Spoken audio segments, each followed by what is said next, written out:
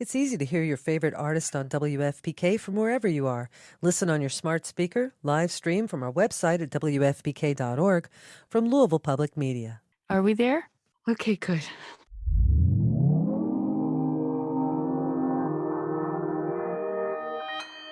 Consequence Podcast Network.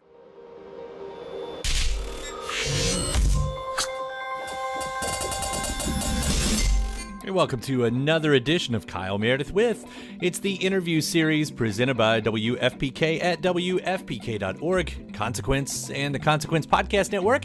Thank you, as always, for making your way here, checking out the episode and the series. I do hope you hit the subscribe button so you can keep up with all the interviews that I put out. That's 3 new ones every single week. New one every Monday, Wednesday, and Friday at all the usual spots like iTunes and Apple Podcasts, Spotify, Acast, Podchaser, NPR, YouTube for the video versions, or anywhere you get your podcasts from. I'm Kyle Meredith today talking with Tori Amos. We get to discuss Ocean to Ocean, an album that finds her dealing with the pandemic, politics, nature, and her own personal stories from the past year.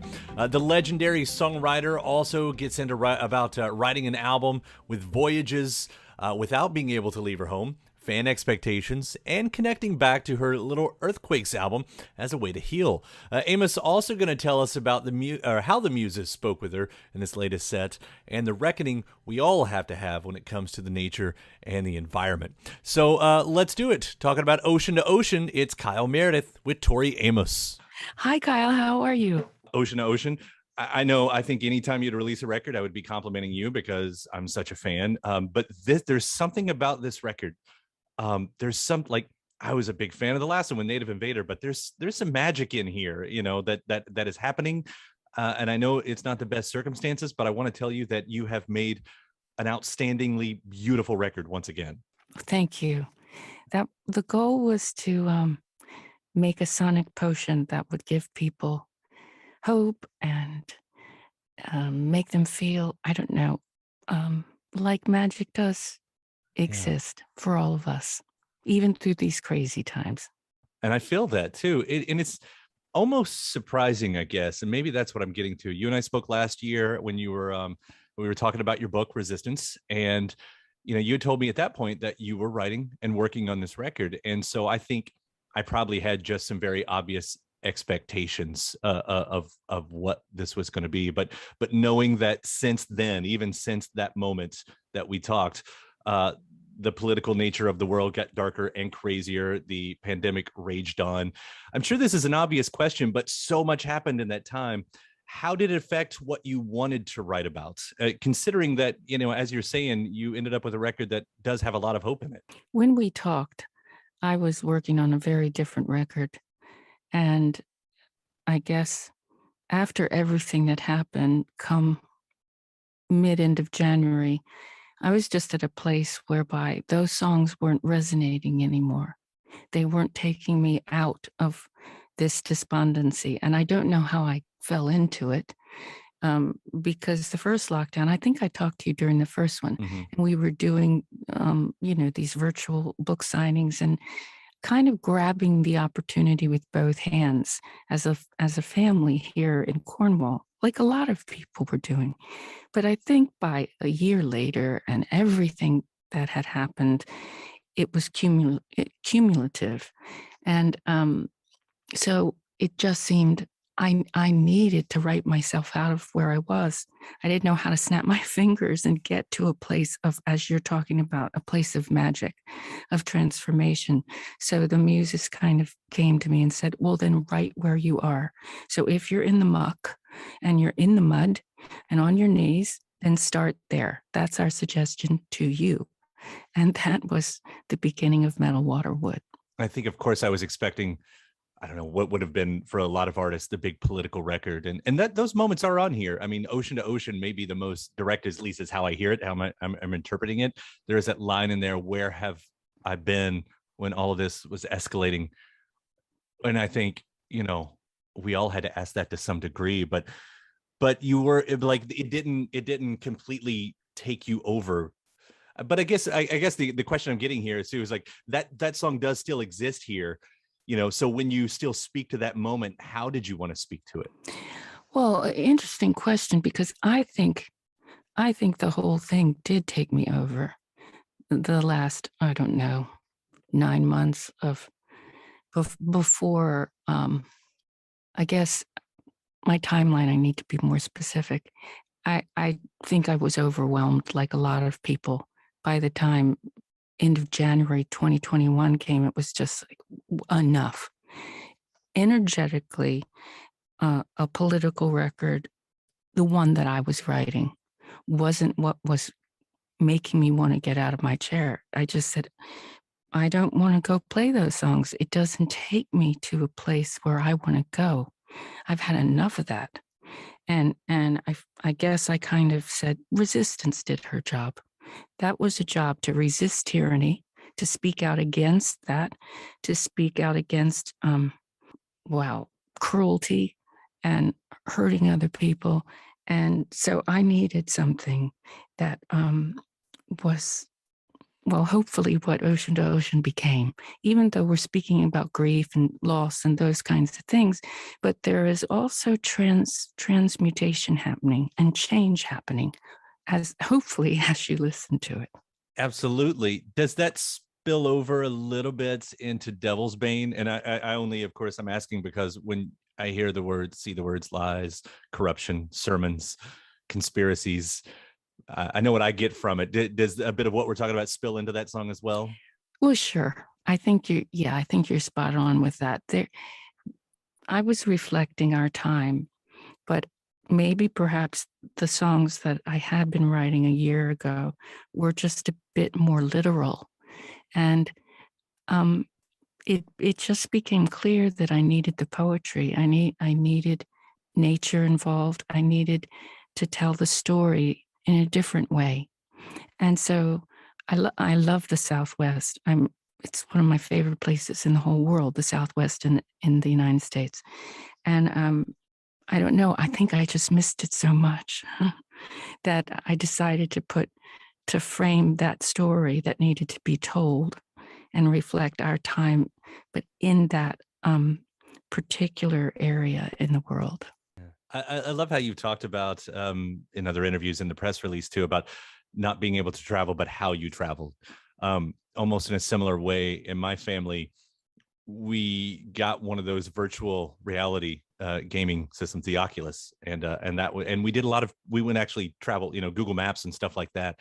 Hearing how, as you talk about the Southwest, what is I don't want to put words in your mouth. What does that mean for you when you're, you close your eyes and you go somewhere else? And I mean, we know how to use our imaginations, all of us, but I feel like that means something different in the way you wrote these songs. Well, I guess normally I would take pilgrimages, what I've called it before. So I would travel to places that would shake up my routine.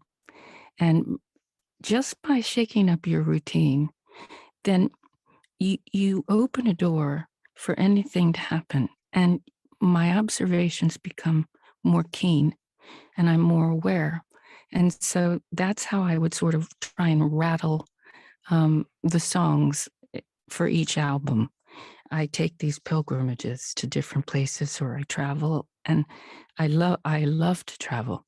So that being off the table, really, I had to find different ways to travel without leaving the house here in Cornwall.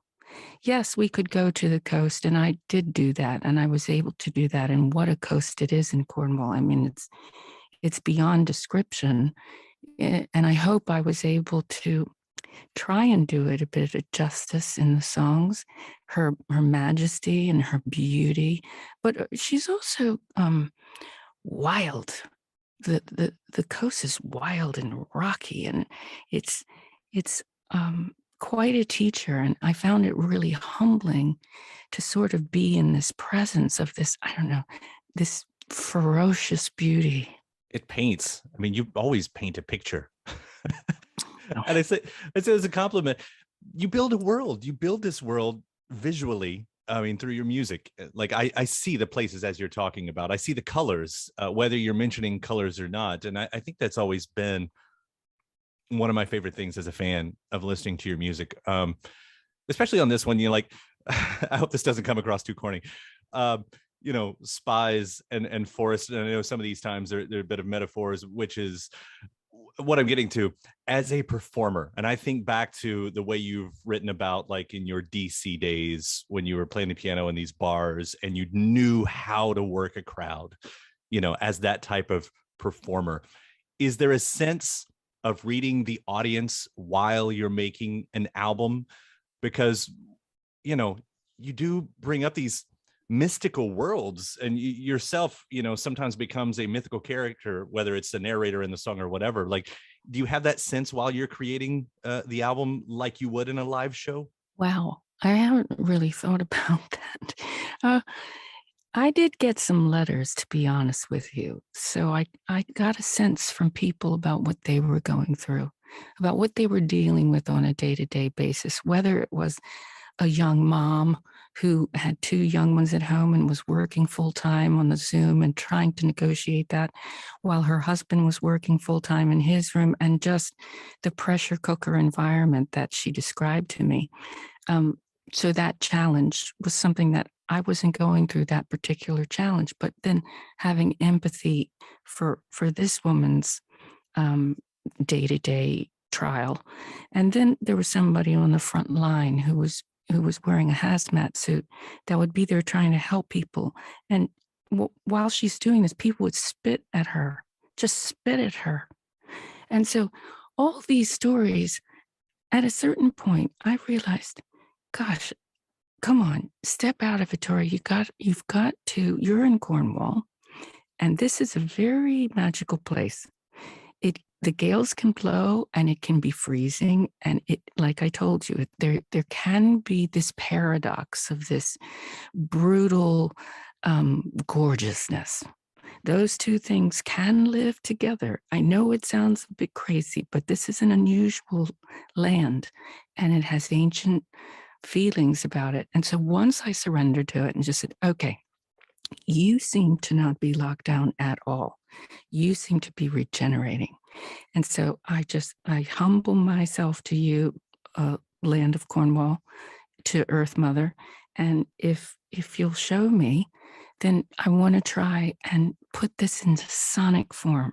How do I put you in a sonic form and what people are experiencing all in the same album? And they said, well, you need to come outside every day, little lady, and this is your homework. You have to come out and just listen. Listen to the trees. Be quiet. Don't say anything. Just sit and listen, and we'll show you. So the obvious follow-up, what was the answer to that sonic version of that? The sonic version of that. You mean a song, a particular song on the record? I think I'm asking about the whole record, like if that's possible to answer it in that way. Like, was there, once you realized what it would sound like musically, obviously we've been talking about the lyrics, but musically, what did the album, what direction did that end up taking? Well, when I played Metal Waterwood to Mark, who I've been working with, I happened to be married to him, and I happened to be in lockdown with a husband who was a sound engineer. So, yeah, lucky me and lucky him. My God, poor guy. And he would say, would you and these muses please hurry up? We are never going to make this deadline. And the truth is, I was writing while we were mixing. That's how close I pushed this record. But it was collaborative, to be honest with you. He set all these keyboards up for me, including the Busendorfer, and they were all ready to go. And so I'd run around to the different keyboards and try something on, say, I don't know, the CP80 keyboard. Then I'd try something on the Rhodes. Then I'd run to the B3 organ. Then I'd run to the Worley, whatever. And then we would send it to Matt Chamberlain, the great drummer over in LA. And he would send his impression with his rhythm language. And then that would come back to us back in Cornwall on this side of the Atlantic. And then we'd send it to John Evans, who was in Cape Cod on the other side of the Atlantic. And then it would come back and we'd add some more. And then it would go back to Philly on the Pacific side, back in LA. And then it would come back. Do you see? So it really was going from ocean to ocean. That's I hadn't put all that part together, and it sounds so obvious. By the way, Matt Chamberlain, just a quick aside here, is one of my favorite drummers of all time. And I Yep. know, certain musicians, you put them together and you get certain recipes, and the recipe that you all make is it's the best, just the best. Yeah, playing with him is a dream. It's a dream boat. There's no, that's all I can say. Anybody who's ever played with him, it's a dream, Yeah. truly. It wasn't lost on you because a song ended up on here that referenced it, but it did have a sense of the past sonically. Not that it sounded like the past, but there was that sense there. I don't know if that led you to write the song 29, or if it was that if 29 came first and you kind of leaned into it. Like, when did you start feeling that connection back to Little Earthquakes? Ooh, so our daughter, Tash, has a boyfriend called Oliver. And we thought Tash and Oliver were going to be here for 2 weeks in the first lockdown, and it became 5 months. Thank heaven. They were fabulous. And every night he would play music to us that we've never heard of, music that I haven't heard of. He's studying jazz at Guildhall in London, which is a very prestigious school for music. And so he was playing us all this music that I'd never heard of. And I do think that it influenced me. It influenced the record. It kind of had to sit there and cook a little bit like a good mulled wine. But it really did, I think, lead me to places unconsciously that I didn't even know. And then I think the song just started to write itself, and I needed to address, I guess, that I wanted to break some patterns. I mean, I don't know what you did during all the lockdowns, but sometimes you just sit there and think, you know what, I need to change this up. How I'm dealing with X, Y, and Z, or this situation, I just want to react differently. The old way isn't working for me anymore. And so I went back through my life and realized that, I had to really look at certain things in my life that maybe I've been reacting from my damaged place, my damaged self, the self that didn't, that was really wounded. So I was working and reacting from my wounded part of my being instead of the healing side. And that song really is about trying to break that pattern. It's interesting to, and I guess it's the obvious line here too. It's that when you needed to change something from your past, you had to have a reckoning with your past. Like, you had to spend that time there. That's right. Yeah, that's absolutely right. Yeah.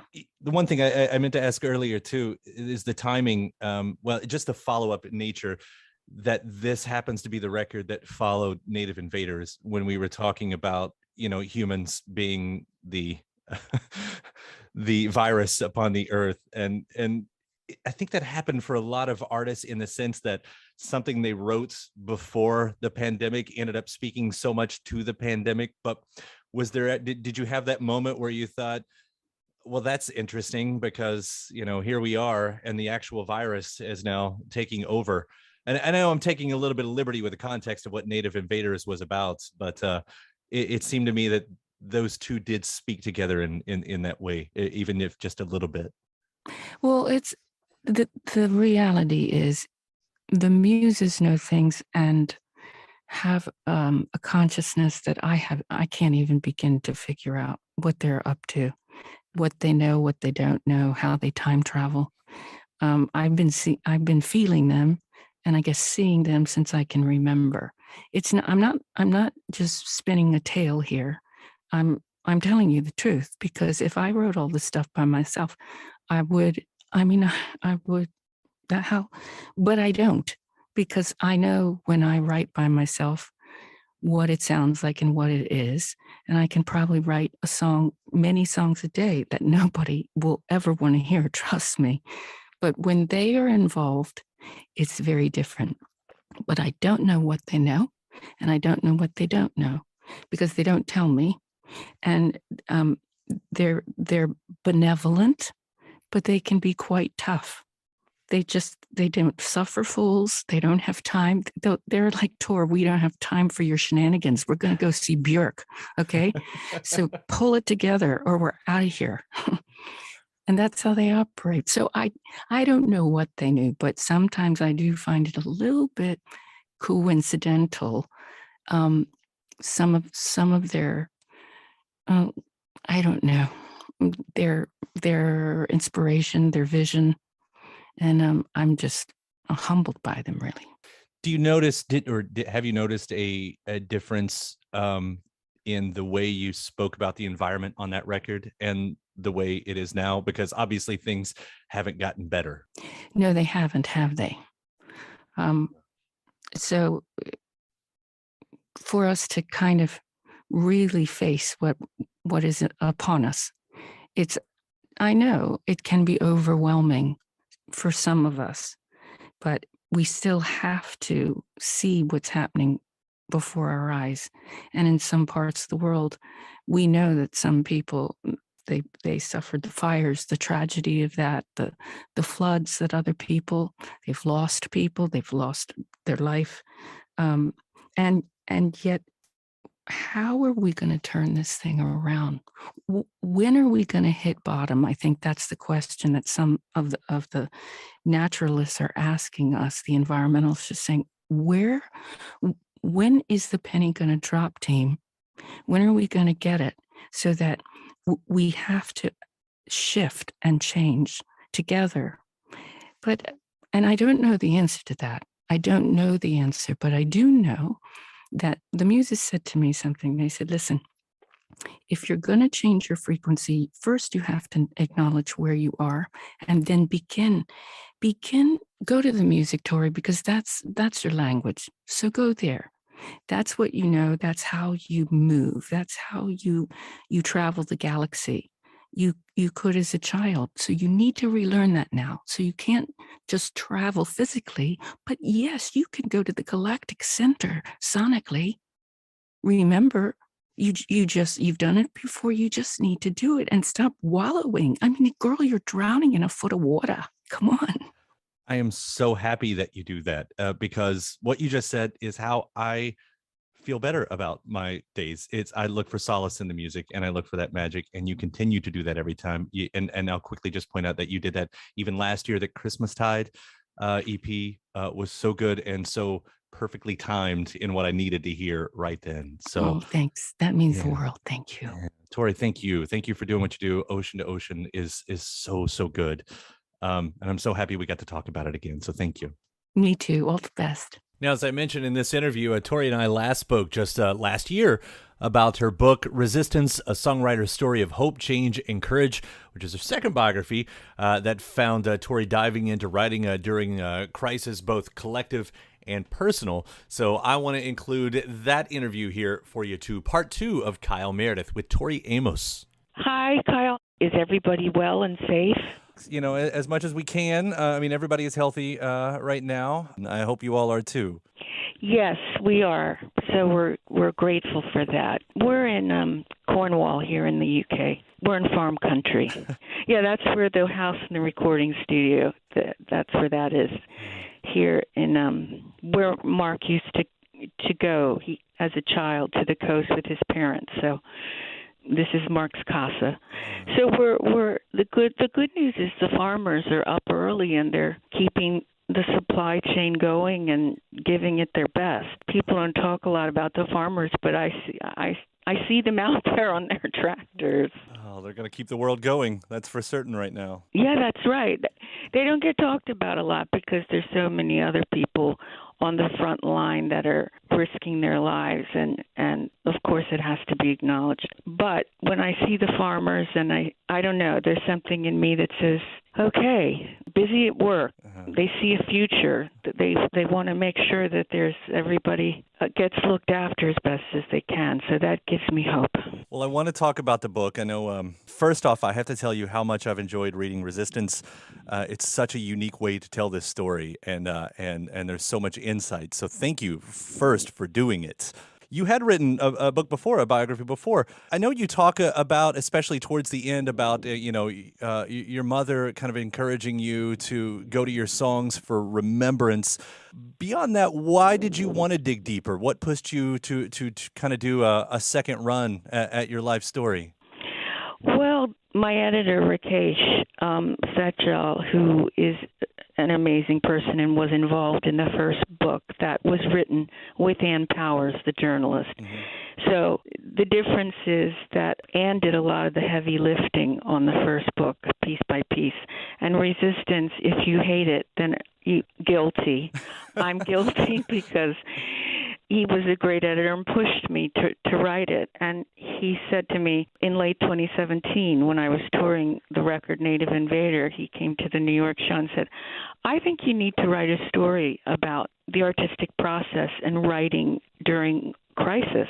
And if our democracy is at risk, do you feel a call to action as a songwriter? And that was the beginning of the conversation.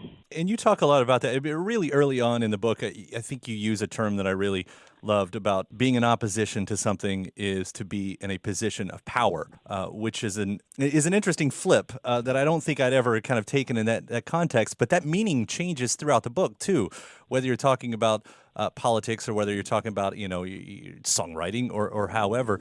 When did you notice like those strong themes? Like, I guess you're saying you went into it sort of with an idea of how it would be told, but was it very obvious as you were getting started that's what it was, that resistance was the theme? Yes, we knew that, but we had thought it would be more of a Q&A type of book, with him asking the questions and me supplying answers.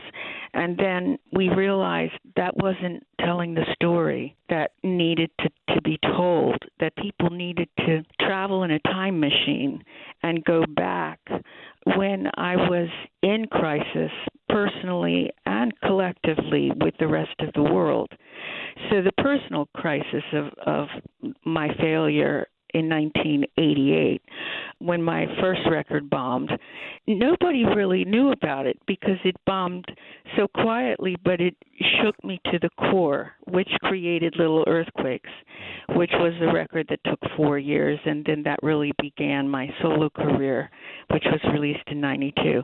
And so I felt like, talking about the personal trauma is one thing and writing toward that. But then there's the collective trauma, which being in New York on 9/11 and then being Letterman's first music guest and my goodness, the pressure and the responsibility that I felt to address the nation's grief and do it, really take it seriously because people were hurting, as you will remember. Mm-hmm. And you became, of course your fans have turned towards you through the years as sort of a beacon of different types, and obviously you've become a spokesperson for resistance in many different ways.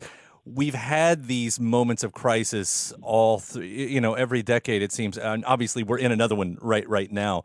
I would wonder, does it feel different now than it used to be? Especially, I don't know when an artist looks to you, when a fan looks to you like this, is it a weight? Did you ever feel like it's a weight that you've kind of thrown in your lap when they expect you to kind of show the way a bit? Well, it's a responsibility, and I think, all artists are their own type of artist, and I would never, ever tell another artist how to address a time, because I think you have to do it in the way that's genuine for you when you find your true north as an artist. And that wasn't easy for me to find. It took me a while to find it. I had to have a failure and listen to the commercial suits at the record label and, wear a bustier and try and be a rock chick that, frankly, I just couldn't pull that off because it was disingenuous. So I think once you find what type of writer you are, as Tasha said to me when Netflix called me up a while ago and wanted to do a project, and I said to her, "Oh, Tash, Netflix, that should be fun." And in her British accent, she said, "You know, Mum, sorry to break your heart, but no one really calls you for fun." So that's therefore I'm writing now at the time for the new record. And of course, this crisis that we're going through and the stories I'm hearing from people and the experiences, and people are having so many different types of experiences, and they're asking amazing questions. I mean, they really are, Kyle, incredible questions. Like, will we get our freedoms back like we had before? Will we? I mean, so when I get these questions from, I don't call them fans really, I call them sort of my intel. They're sort of my MI6, boots on the ground.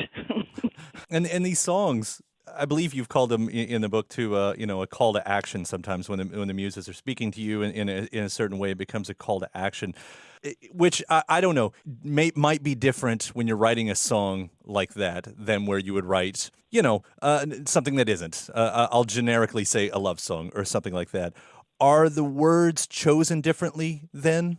Does it become a very different type of way that you write when it is something that speaks to a moment like this? Yes. It's about intention, and it's about sometimes with a moment like this, you're dealing with a collective grief and huge loss. And if you're called to write to that, that is a weight, because not everybody will be called to do that, and I respect those artists who will want to bring laughter. And we will need laughter, no question. But I am a Libra moon, so I'm always looking for the balance. And people will be bringing laughter when it's appropriate and when it's time.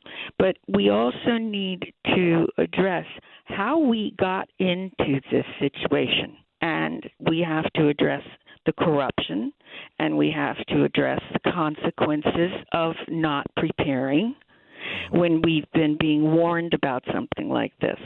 And that's the type of writer that I am some of the time. Sometimes it's more about personal loss, like losing my mother. And anybody who's lost somebody that they love, I think, will really resonate with that. I had no idea what grief was until I lost my mother. And I've lost people that I cared for. I don't know how to say it, Kyle. It's not like I'm totally heartless, and it hurt, and I missed them. But when I lost my mother, I mean, my world fell to pieces. I was in absolute pieces for weeks and weeks and weeks. And that's really when the book started to come together. And when I wrote that, my editor, Rakesh, called me up and said, "Okay, I've got some good news and bad news. The good news is I love the Mary chapters. Now, the bad news is you now need to rewrite the book on that level." And so after a year and a half of writing, I had to rewrite the book in 3 months. Oh, wow. But I did because Kyle, sometimes as this is the same with records too.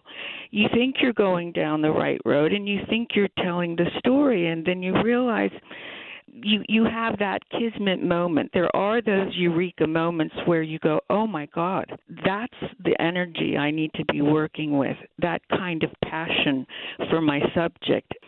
So that's just what being an artist is about. Well, let me be the millionth person to compliment you on how you write your lyrics too, because that's one of the most, that's one of your greatest traits, the most unique things about you. There are, especially, it's one thing to hear a song, and obviously a different thing to just read the lyrics on a page. And when I read Ophelia out loud, it's a song that I had heard before, several times, many times, I don't know, but it hit me how you take those moments that you're talking about, that even the moments of anger and intent and purpose become sort of fragile in a way, or delicate. Like when I read it, it was so very close to how I interpreted like Allen Ginsberg's America, if you're familiar with that poem. It's like a protest from a place of love.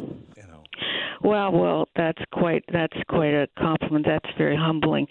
What happened with the lyric idea is Kavita, a friend of mine, was cooking dinner for me. She's an amazing cook. She's British Indian. and I love Indian food. And we were having a little too much wine that night. And at a certain point, she just looked at me and said, "Please don't take this the wrong way, T. And I really like your songs and everything, but I have no idea what you're talking about because I can't hear music and lyrics at the same time. I just can't do that." So she asked me to read lyrics to her. This was like 2 years ago. And so I read them to her. I just started talking to her. And she said, "Well, I never knew that it meant that. I never heard it that way." Right. And so on the audio book, I'm reading the lyrics probably for the first time because they've been so connected to the music. For me, they're a marriage. They were constructed together. That's their DNA. But I've been taught, the songs are teaching me that they wanted to live in this form too, in spoken word form. So that's just been this crazy, most challenging thing I've ever done is write a book. I don't know if I'd recommend it or if I'd ever do it again. I was hoping there was going to be an audio version where you did that. I didn't know that there was, but I was hoping that there was. So I look forward to hearing that as well. That was it took a whole week of a lot of recording to do it because it's one thing reading something you've written. It's another thing reading it out loud and getting the tone right, making sure my tone is right and that it doesn't take the listener down the wrong path. Well, I want to quickly, you mentioned it, and I do want to ask about, how this has affected the new record that you're working on, because in the book you were saying that, hopefully this was going to be a record that was going to be out around the election, and that would make sense with a lot of things you're talking about. I would wonder if things have changed because the world has stopped, and that includes even pressing plants for physical music, but also because of the way the book ends. Has what's currently happening with COVID changed any of the songs or the direction of the album as well as the way the book ends as well? Absolutely. It's changing the record as we speak. And people would call my British husband, who is a bit grumpy, but funny, and says he usually should never be allowed to meet anybody because his cynicism. Not everybody gets British humor, and it took me years to get it. But anyway, my point is, over 20 years ago, I can't count, so 23 years ago, he was called by his voices to come back to Cornwall here in England and build in the middle of nowhere. And musicians from LA would fly in or wherever, New York, and go, "Okay, you guys live in the middle of nowhere with all these farmers. There's no street lights. There's no town for 30 minutes, okay? There's no, proper store or anything." And people would kind of giggle because, it smells like farm. But then you kind of think, oh, my goodness, well, in a time like this, where we're all under not house arrest, but where we are, quarantining, right? I just walk outside and into the barn, and there's this Star Trek recording studio with a Busendorfer, and I say, oh, my God, my crazy, grumpy husband isn't so crazy after all.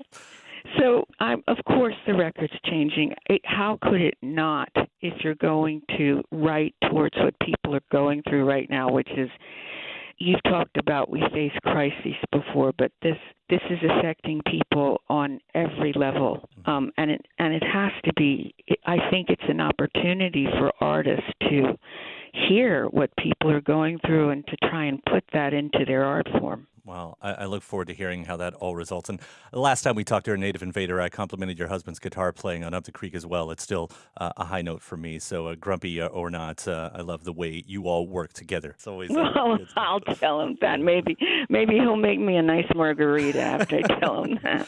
I know we all probably need one. Tori, it's been such an honor and a pleasure once again to talk to you. Thank you so much for everything that you do and put out in the world. It's always appreciated. Well, thank you, Kyle. And I just want to send big air hugs to your listeners because everybody's going through so many emotions at this time. So I just want to send a big air hug and to say, people, you guys are resilient. You're more powerful than you realize. And we can get through this. Yes, we're going to lose people, and that's tragic, but we have to try and be there for each other. So I just want to send air hugs to all those on the front line and to all those artists who we're going to need. So I thank you for all you do, Kyle. All right. Thank you. It's a beautiful We appreciate sentiment. it. Yeah. Take care. Okay, you too. And now for part 3, we'll head back to 2017 when Tori released the LP Native Invader. Of course, this was a big topic about the environment and our very existence at stake. I thought that fit with what we were talking about in the original interview in this episode as well. So I'll include it here, part 3 of Kyle Meredith with Tori Amos. Hey, Kyle, how's it going? I'm really excited to be talking to you. I feel like you've done a beautiful record as well as a frightening record. You're taking on a lot of big topics on here, but I see what you've done, and it's sort of a master stroke, because instead of just talking about these big topics, it seemed like you went for the people and the person in those moments. I guess the muses said to me, listen, you have to stop reacting, Tori. That's not productive, not for you. Everybody has different ways of expressing themselves, but you need to do it through songs. And we're going to send you these songs, but you need to create a safe space.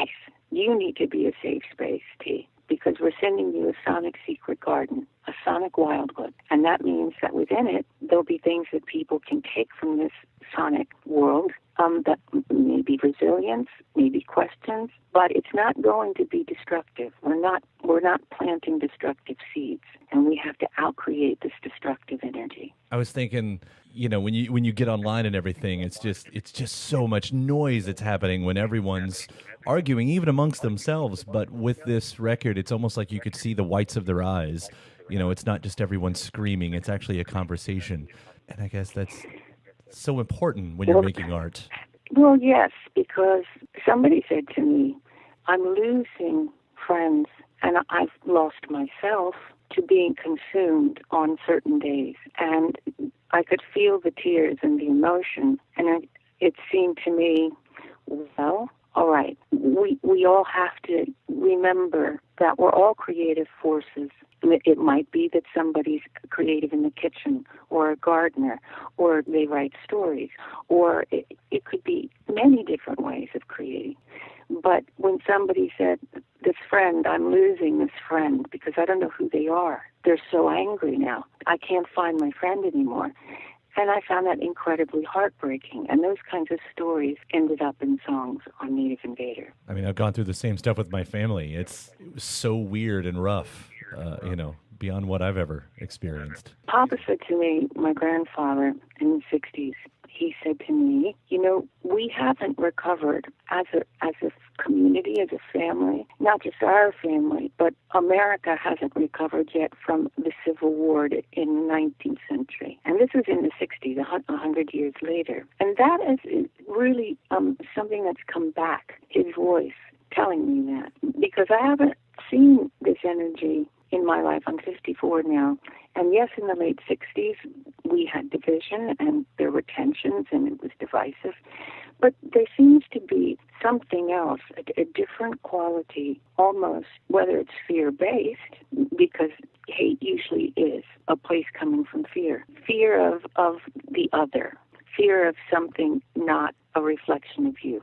And I just remember Papa saying that. So I turned to the muses in times of crisis, that's for sure. Well, speaking of crisis, I mean, there's a lot of this record that is about environmental crisis that could happen, that is happening.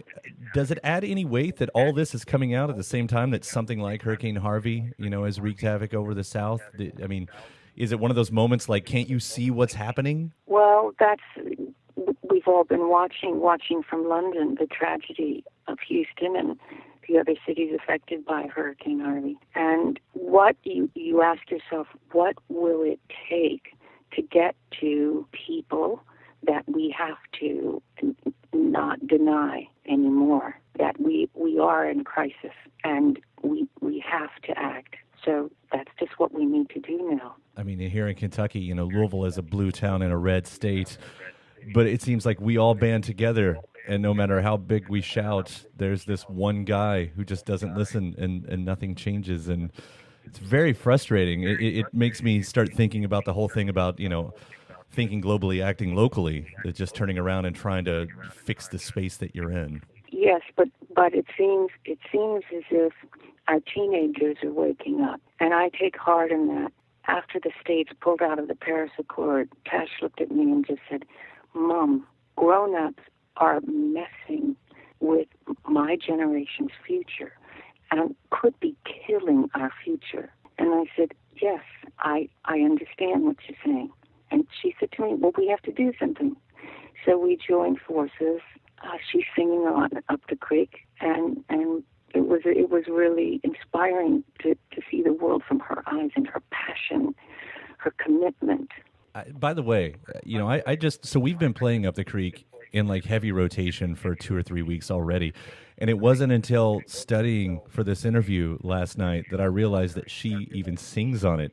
Like, I've heard that so many times, and it never hit me that wasn't you. Your voices are so close. Well, yeah, she starts the song. I'm the desert sister gal, but she's good Lord willing and the creek don't rise.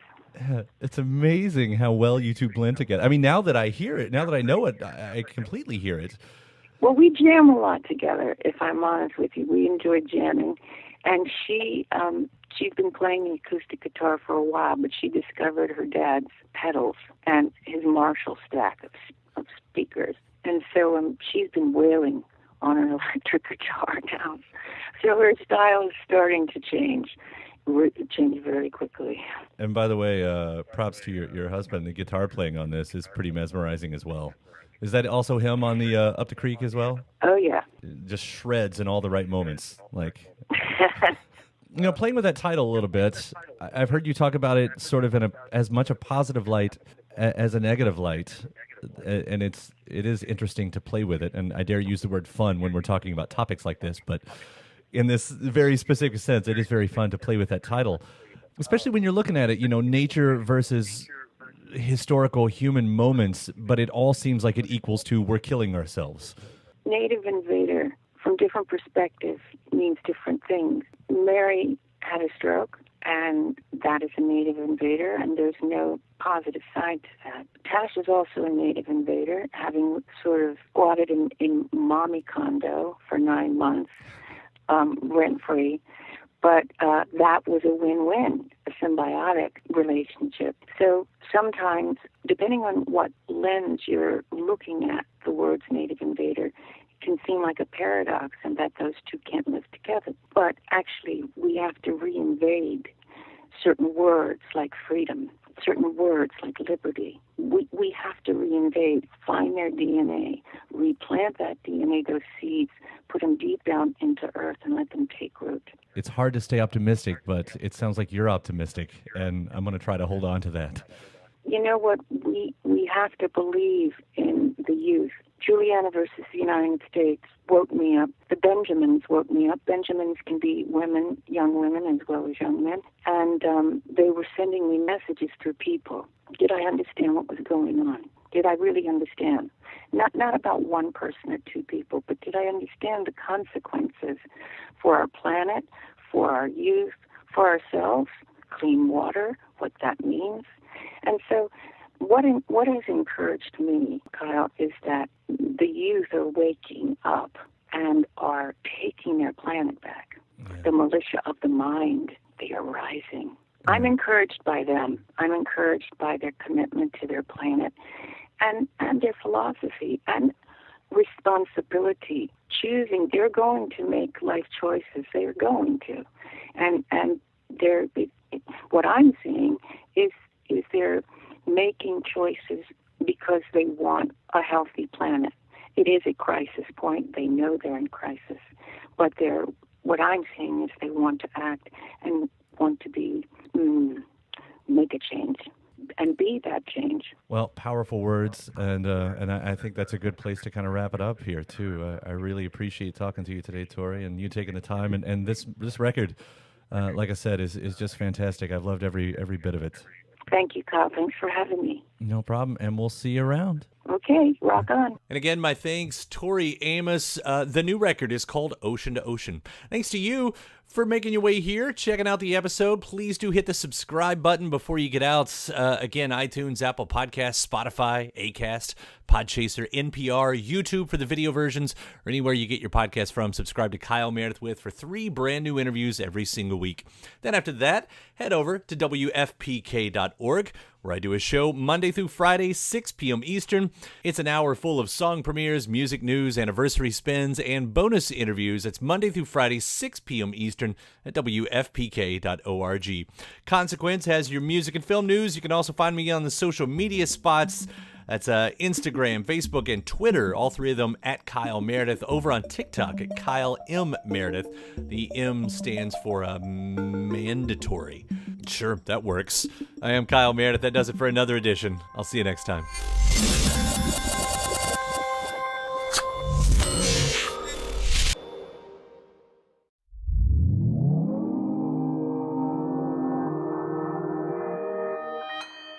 Consequence Podcast Network. Okay, bye-bye. It's easy to hear your favorite artist on WFPK from wherever you are. Listen on your smart speaker, live stream from our website at WFPK.org, from Louisville Public Media.